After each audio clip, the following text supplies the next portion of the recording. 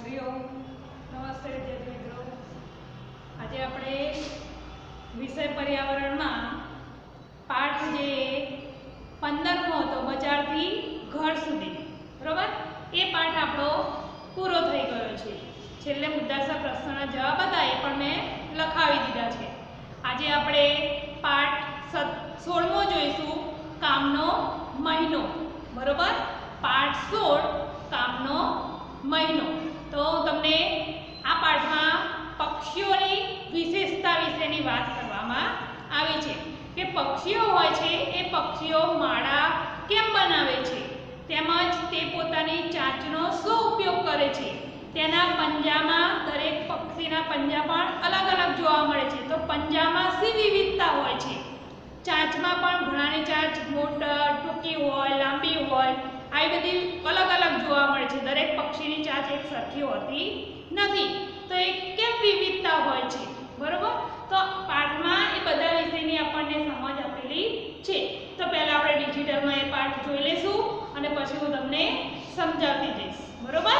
तो पहेला डिजिटलमां जोईए पाठ 16 कामनो महीनो।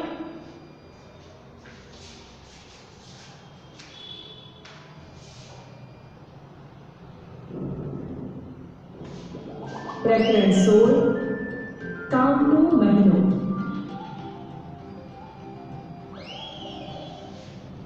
प्रस्तावना। केम छो बाळ दोस्तों, मजामां छो ने? आजे हूँ तमने गुजरातना एक बाळ केळवણીકારનો परिचय आपीश। मित्रों, आ गुजरातना बाळ केळवણીકાર અને બાળ સાહિત્યકાર ગીજુભાઈ ભગવાનજી બધેકા છે। તેમનો જન્મ ઈસવીસન 1885માં સૌરાષ્ટ્રમાં આવેલા અમરેલી જિલ્લાના ચિત્તર ગામમાં થયો હતો।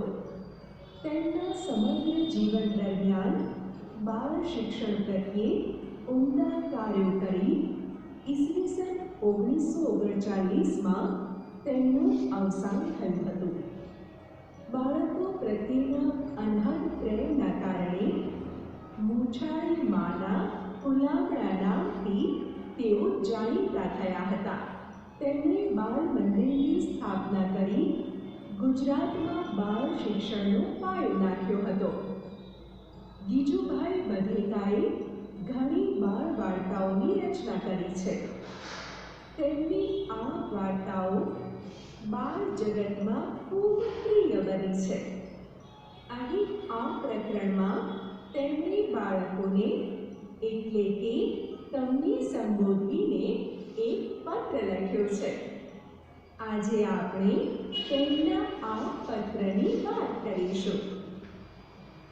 બાલ મંદિર, ભાવનગર, 3 એપ્રિલ 1936। વહાલા બાળકો, બપોરના 3 વાગ્યા છે। આકાશમાં વાદળો નથી, સૂર્ય તપી રહ્યો છે। ચકલીઓ, કબૂતરો અને ફૂલ ચકલીઓએ જોડીઓમાં તેના માળા બનાવવાનું શરૂ કરી દીધું છે। ઘણા પક્ષીઓએ તેના માળા બનાવી લીધા છે। થોડા માળામાં તો ઈંડા સેવવાનું કામ ચાલે છે। પક્ષીઓના માતા પિતાઓએ તેમના બચ્ચાઓને જુદા જુદા પ્રકારના જીવજંતુ અને બીજી વસ્તુઓ ખવડાવવાનું ચાલુ કરી દીધું છે। અમારા આંગણામાં પણ એક કબૂતરનું બચ્ચું છે। માળામાં હજી એક ઈંડું છે, પરંતુ તે સેવવામાં આવ્યું નથી। ગોપાલભાઈના ઘરના રસ્તે રોડની બાજુ પર ઘણા પથ્થરો છે। આ પથ્થરો વચ્ચેની જગ્યામાં એક દેવ ચકલીએ ઈંડા મૂક્યા છે। બચ્ચુભાઈએ મને તે બતાવ્યા। मैं दूरबीन वडे ते जोया। मैं जोयुं माळो घासनो बनेલું છે। તેની ટોચ ઉપર નરમ ડાળીઓ વાળ અને પિંજેલું રૂ હતા. આ રીતે દેવચકલીએ તેનો માળો બનાવ્યો છે. તેના બચ્ચાઓ માટે કેવું નરમ અને હૂંફાળું ઘર. દેવચકલી કાગડા જેવી નથી. કાગડાનો માળો બધા પ્રકારની વસ્તુઓથી બનેલો હોય છે, તાર અને લાકડાનો પણ. મેં દેવચકલીના માળામાં બચ્ચું પણ જોયું. તે તેની ચાંચ પહોળી રાખીને બેઠું હતું. તેનું મોં અંદરથી લાલ હતું. એટલી વારમાં દેવચકલી ઉડતી ઉડતી માળામાં આવી અને બચ્ચાની ખુલ્લી ચાંચમાં કંઈક મૂક્યું. કદાચ થોડા નાના જીવજંતુ. ત્યાં સુધીમાં સાંજ પડવા આવી હતી. દેવચકલી તેના બચ્ચાઓ સાથે જ ગોઠવાઈ ગઈ હતી. તમે જાણો છો કે કોયલ ખૂબ જ મધુર ગાય છે. તમે જાણો છો કે કોયલ પોતાનો માળો બનાવતી નથી. તે તેના ઈંડા કાગડાના માળામાં મૂકે છે. કાગડા પોતાના ઈંડા સાથે તેના ઈંડાને પણ સેવે છે. નજીકમાં એક નાનું વૃક્ષ છે. તેની ડાળી પર માળો લટકે છે. પક્ષીઓ અદ્ભુત રીતે જુદા હોય છે. કાગડો એનો માળો વૃક્ષ પર ઊંચે બનાવે છે. કબૂતર તેનો માળો હોરના કાંટાઓમાં અથવા મહેંદીની વાળમાં બનાવે છે. ચકલીઓ આજુબાજુ બધે આપણા ઘરમાં અને બહાર પણ જોવા મળે છે. તે તેનો માળો ગમે ત્યાં બનાવી દે છે. જેમ કે કબાટની ટોચ પર, અરીસા પાછળ, છાજલી પર. કબૂતર પણ તેનો માળો આ રીતે બનાવે છે. તેઓ તેમનો માળો ઘણીવાર જૂના અને ઉજ્જડ મકાનોમાં બનાવે છે. કંસારા પક્ષીનો ટક ટક ટક અવાજ ઉનાળામાં સંભળાય છે. તે તેનો માળો વૃક્ષના થડમાં કાણું કરી બનાવે છે. દરજીડો તેની તીક્ષ્ણ ચાંચનો ઉપયોગ કરી બે પાંદડાઓ સીવીને ઝાડીઓમાં માળો બનાવે છે. તે તેણે બનાવેલા પાંદડાની ગળીમાં ઈંડા મૂકે છે. આ તેનો માળો છે. ફૂલસૂંઘડી તેનો માળો વૃક્ષની નાની ડાળીઓમાં અથવા ઝાડીઓમાં લટકતો બનાવે છે. તે જ સાંજે અમે ફૂલસૂંઘડીનો માળો જોયો. તેનો માળો શાનો બનેલો છે તમે અનુમાન કરી શકો? તેના માળામાં વાળ, ઘાસ, પાતળી સળીઓ, સૂકા પાંદડાઓ, પિંજેલું રૂ, ઝાડની છાલના ટુકડા, કાપડના ચીંથરા અને કરોળિયાના જાળા હોય છે. જ્યારે મેં દૂરબીન વડે જોયું, માળામાં બચ્ચા જોઈ શકાતા હતા. તે માળાના નાના મુખ આગળ બેઠા હતા. તે તેની માતા ખાવાનું લઈને આવે તેની રાહ જોતા બેઠા હતા. તે બીજું શું કરી શકે? ફક્ત ખાય અને સૂવે. શું તમે સુગરીના વિશે જાણો છો? નર સુગરી ખૂબ સુંદર માળાઓ વણે છે. માદા સુગરી બધા માળાઓ જુએ છે અને બધાથી સારો માળો પસંદ કરે છે અને તેમાં ઈંડા મૂકવાનો નિર્ણય કરે છે. બધા પક્ષીઓ આ દિવસોમાં ખૂબ જ વ્યસ્ત છે. પહેલું સોપાન માળા બનાવવાનું અને ફક્ત ઈંડા મૂકવાનું છે. આટલા બધા પ્રયત્નોથી બનાવેલા માળામાં બચ્ચાઓને ઉછેરવા એ ખૂબ જ મુશ્કેલ કામ છે. પક્ષીઓ માટે કેટલાક માણસો અને બીજા પ્રાણીઓ દુશ્મનો જેવા પણ હોય છે. કાગડાઓ અને ખિસકોલીઓ, બિલાડીઓ અને ઉંદરો આ બધા ઈંડા ચોરી કરવાની તકો શોધતા હોય છે.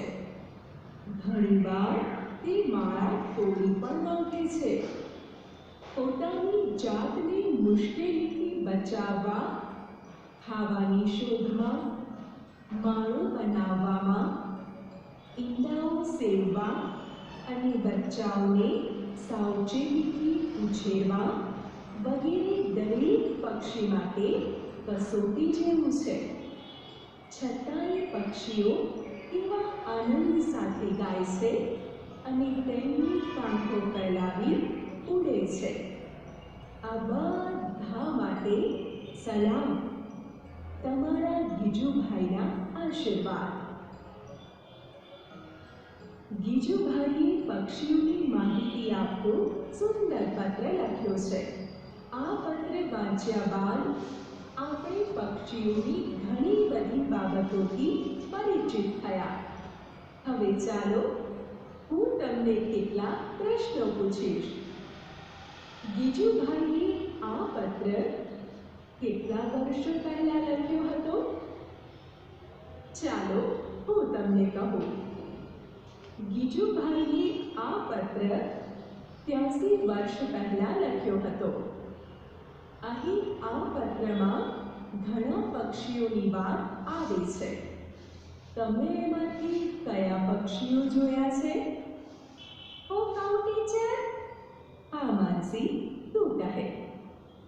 આ પત્રમાં જે પક્ષીઓના નામ આવ્યા છે એમાંથી મેં કાગડો, કબૂતર, કોયલ, ચકલી, દરજીડો વગેરે પક્ષીઓને જોયા છે.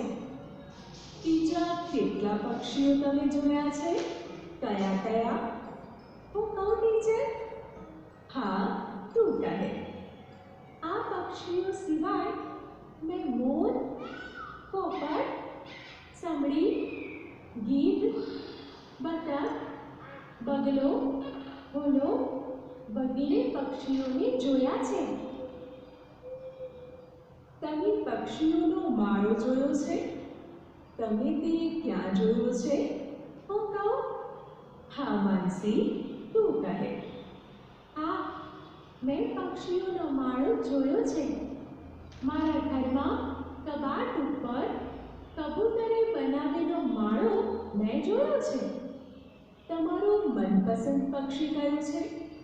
તમે વર્ગમાં તમારા મિત્રોને કહી શકો એ કેવી રીતે ઉડે છે અને કેવો અવાજ કરે છે? મારું મનપસંદ પક્ષી કબૂતર છે. તે પોતાની બંને પાંખો આજુબાજુ ફેલાવીને પગ અંદર ખેંચીને સીધી લીટીમાં ઉડે છે અને તે એવો અવાજ કરે છે. હવે હું તમને એક પક્ષી વિશે કહીશ. તેના પરથી તમારે કહેવાનું કે આ પક્ષી કયું છે. માથે મુગટ છે અને પૂંછડીમાં સિક્કાઓ. ટોચથી પૂંછડી સુધી ખૂબ જ ભૂરા પટ્ટાઓ. ચાવી, તે આપણું રાષ્ટ્રીય પક્ષી છે. હું કહું ટીચર? હા માનસી, તું કહે. તે પક્ષી મોર છે. તે સાચું કહ્યું. જો તમારા ઘરની આજુબાજુ અથવા ઘરમાં કોઈ માળો હોય તો તે ધ્યાનપૂર્વક જુઓ. યાદ રાખો, માળાની ખૂબ જ નજીક જશો નહીં અને તેને અડશો નહીં. જો એમ કરશો તો પછી પક્ષી પરિવાર માળામાં આવશે નહીં. થોડા દિવસો સુધી માળાનું અવલોકન કરો અને અહીં આપેલા પ્રશ્નોના જવાબ આપો. ટીચર, મેં 3-4 દિવસ પહેલા એક પક્ષીએ બનાવેલા માળાનું અવલોકન કર્યું હતું.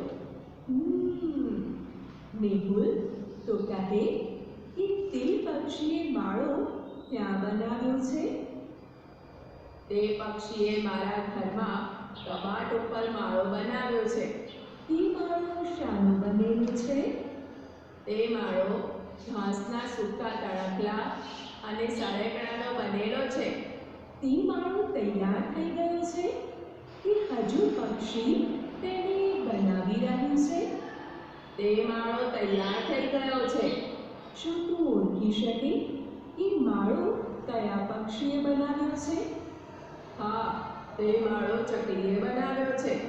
પક્ષી માળામાં કઈ કઈ વસ્તુઓ લાવે છે? ચકલી માળામાં બચ્ચાને ખવડાવવા માટે નાના નાના જીવજંતુ અને અનાજના દાણા લાવે છે. માળામાં કોઈ પક્ષી બેઠેલું હોય છે? હા, માળામાં પક્ષી બેઠેલું હોય છે. શું મેહુલ તે માળામાં કોઈ ઈંડા છે? ના, તે માળામાં કોઈ ઈંડા નથી.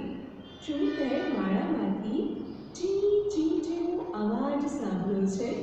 હા, મેં માળામાંથી ચી ચી જેવો અવાજ સાંભળ્યો છે.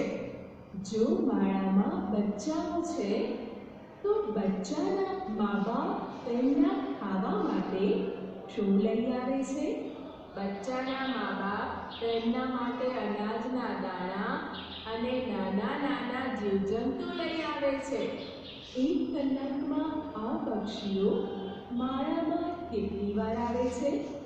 ચકો અને ચકી 1 કલાકમાં 2 થી 3 વાર માળામાં આવે છે. કેટલા દિવસો પછી બચ્ચા માળો છોડી દે છે? બચ્ચા લગભગ 1 મહિના પછી માળો છોડીને ઉડી જાય છે. ચાલો હવે આપણે અહીં ચકલીના માળાનું ચિત્ર દોરીશું.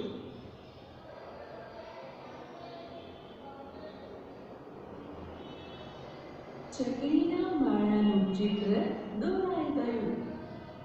આપણે જોયું કે પક્ષીઓ કેવી રીતે જુદી જુદી વસ્તુઓથી પોતાનો માળો બનાવે છે. તેમાંની થોડી વસ્તુઓનો ઉપયોગ કરી આપણે અહીં માળો બનાવીશું અને તેમાં કાગળનું નાનું પક્ષી બનાવીને મૂકીશું.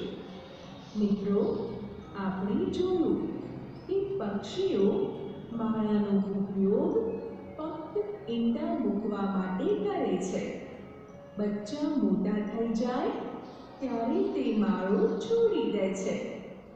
આપણે પણ ચાલતા અને બોલતા થઈએ ત્યારે આપણું ઘર છોડી દેવું પડે તો અનુમાન કરો. પક્ષીઓ માળા ફક્ત ઈંડા મૂકવા બનાવે છે. ઈંડામાંથી બચ્ચા બહાર આવે પછી બચ્ચા મોટા થઈ જાતે ઉડતા તથા જાતે ખોરાક મેળવતા થાય ત્યારે તે માળો છોડી દે છે. ધીરે ધીરે પોતાના માતા પિતાનો સાથ છોડી દે છે. આવી જ પરિસ્થિતિ આપણને થાય તો આપણે પક્ષીઓની જેમ સ્વતંત્ર રીતે જીવી શકતા નથી. બાળપણથી જ ઘર છોડી દેવું પડે તો સારું શિક્ષણ, સારો ખોરાક, સારું ઘર, ભૌતિક સુવિધાઓ તથા અન્ય જરૂરિયાતો પૂરી પાડી શકીએ નહીં અને આપણે પશુ પંખીઓ જે રીતે જીવે છે તેવું જીવન જીવવું પડે. આપણે જોયું કે પક્ષીઓના બચ્ચા મોટા થઈ જાય પછી માળો છોડી દે છે.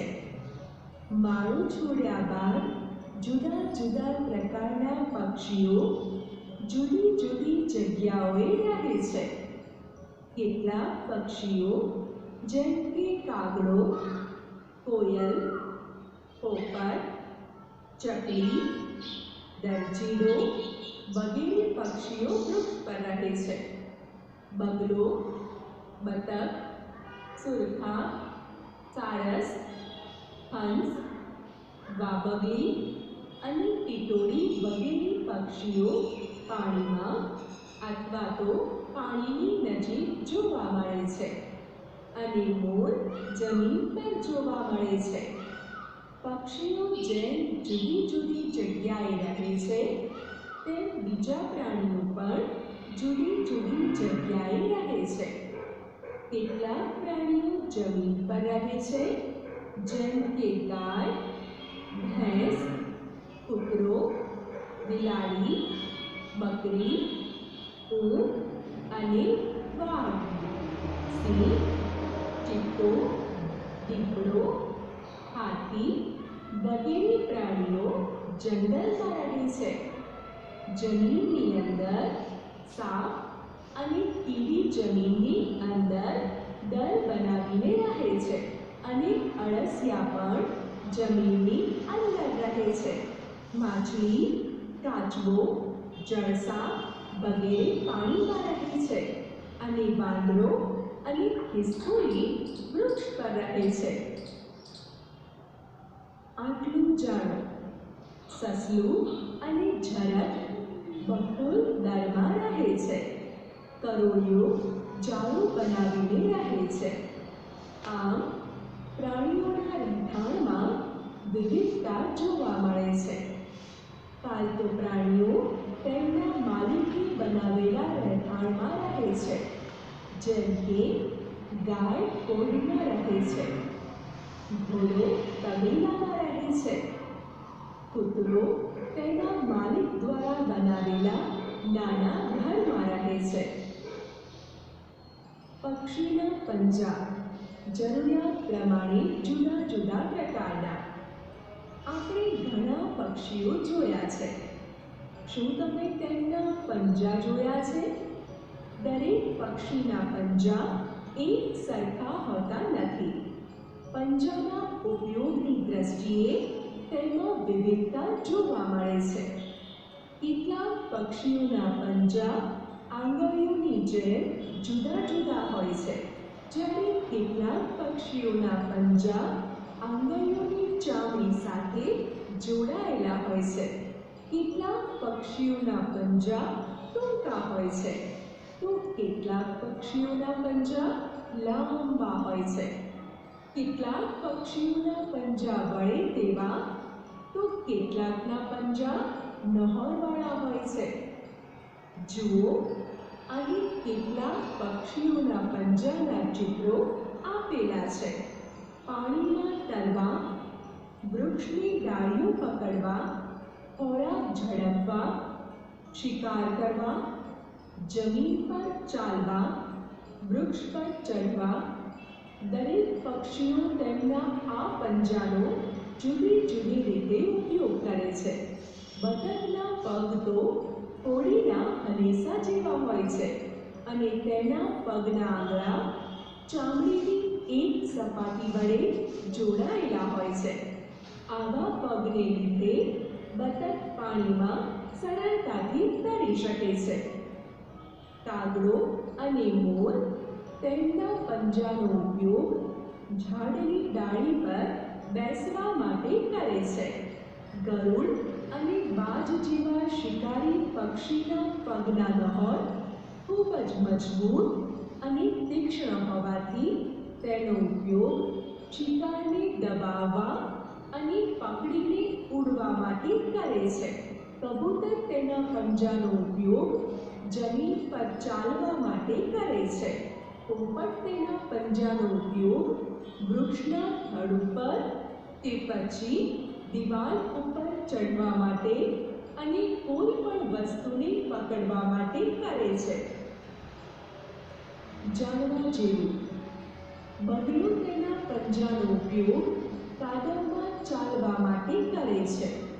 ઘોરડ અને શહમૃગ પક્ષીઓ ઉડતા નથી, પણ જમીન પર દોડતા હોય છે.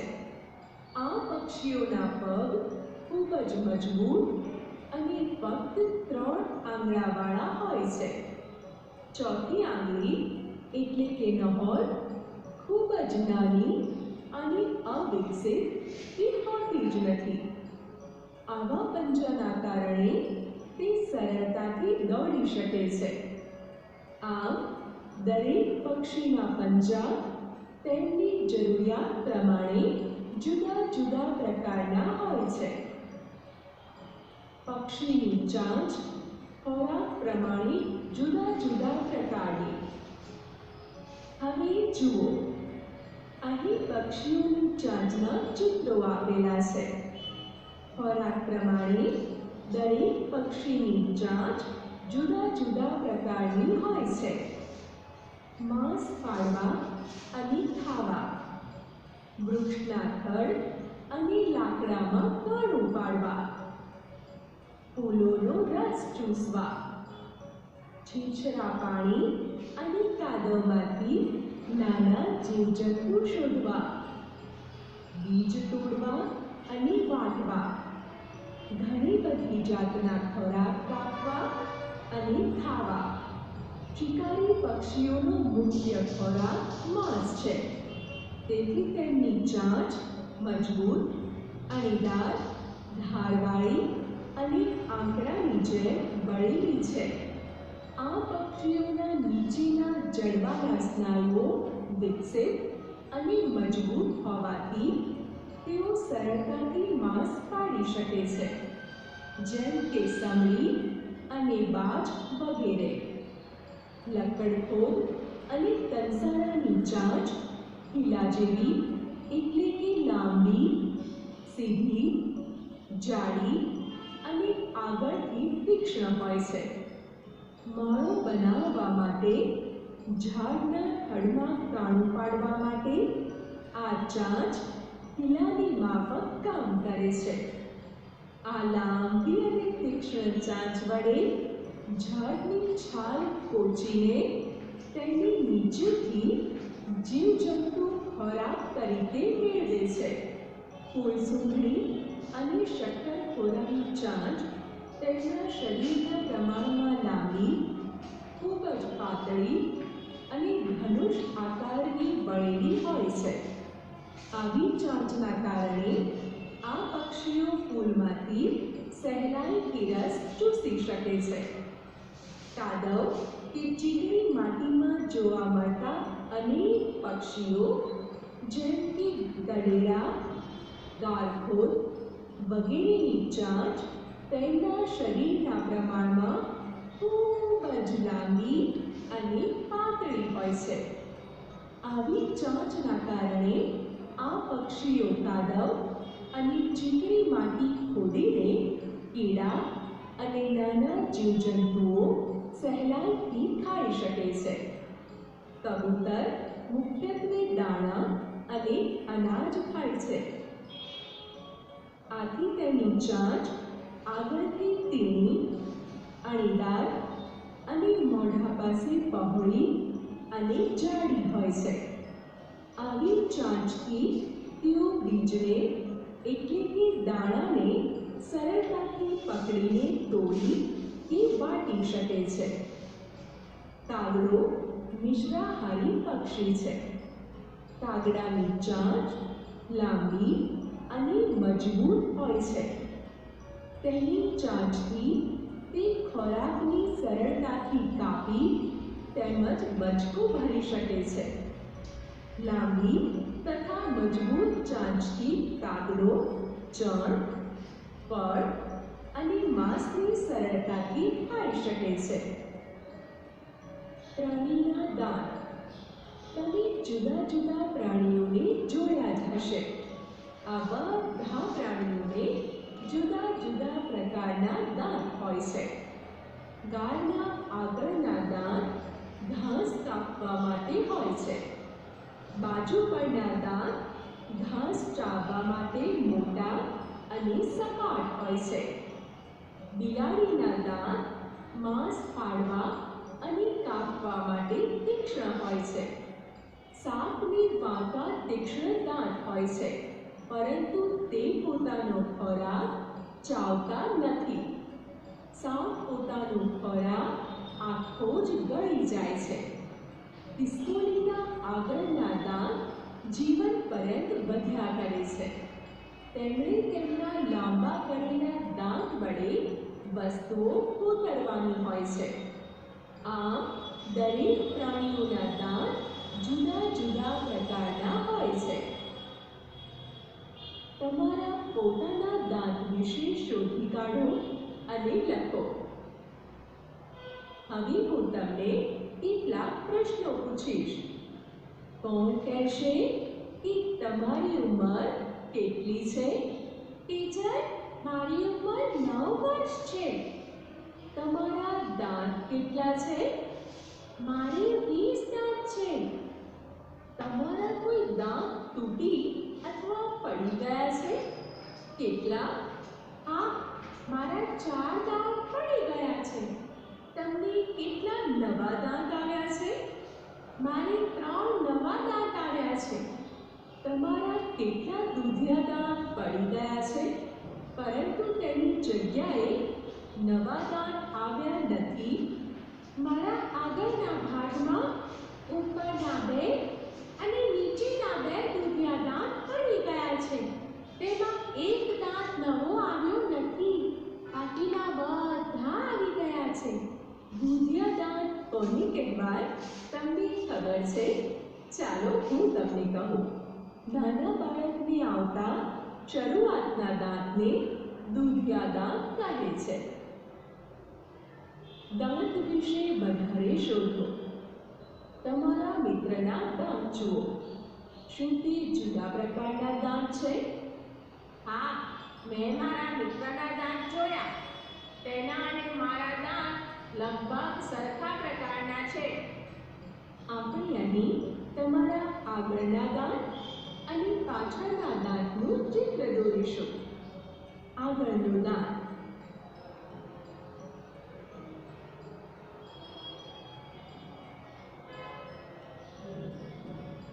પાછળનો દાંત.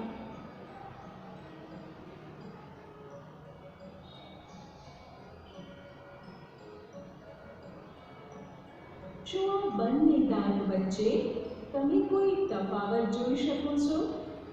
હા, આ બંને દાંતમાં આપણે તફાવત જોઈ શકીએ છીએ. આગળનો દાંત પાતળો છે અને પાછળનો દાંત પહોળો છે. તેને દાઢ કહેવામાં આવે છે.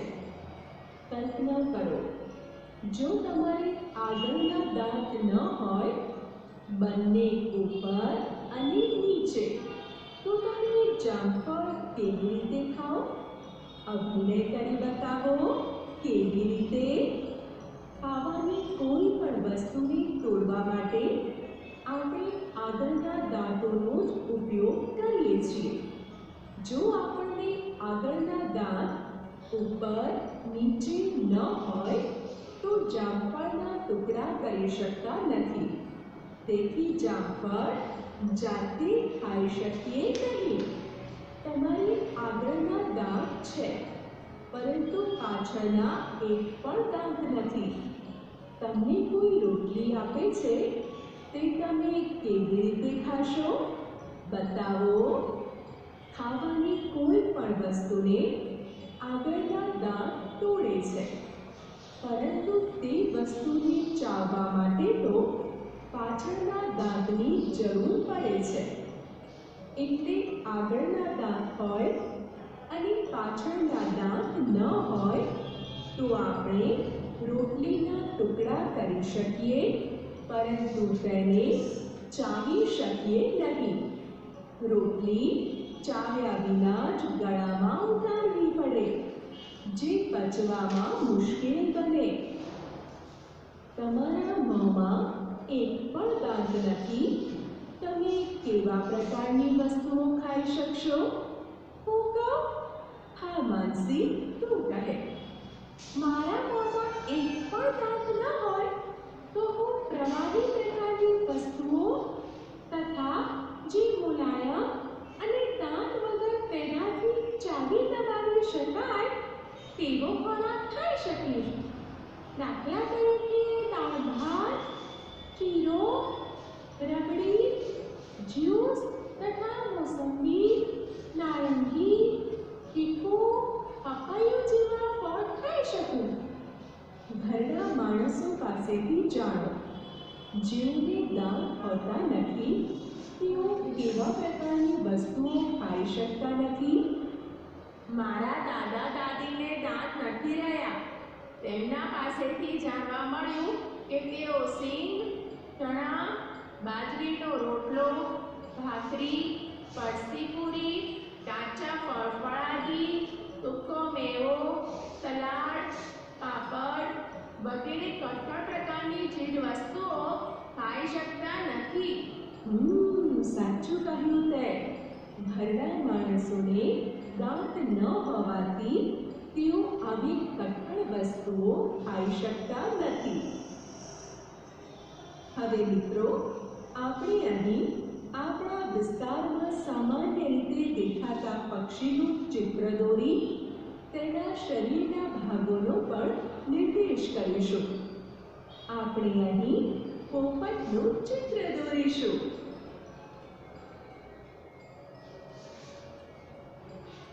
પોપટનું ચિત્ર દોરાઈ ગયું. હવે આપણે તેના શરીરના વિવિધ ભાગોનો નિર્દેશ કરીશું. આપણે આ પ્રકરણમાં જુદા જુદા પક્ષીઓના માળા, રહેઠાણ, પંજા, ચાંચ, પ્રાણીઓના દાંત વગેરેની માહિતી મેળવી. આમ આ મૂળ પક્ષીઓ તેમના બચ્ચામાંથી માળો બનાવે છે, ખોરાક શોધી તેમને ખવડાવે છે અને કેટલાક માણસો અને બીજા પ્રાણીઓથી પોતાના બચ્ચાનું રક્ષણ કરે છે. બચ્ચા મોટા થતાં તેઓ માળાને છોડી દે છે. આમ પક્ષીઓ તેમના બચ્ચાઓને ઉછેરવા ખૂબ મુશ્કેલીઓ સહન કરે છે.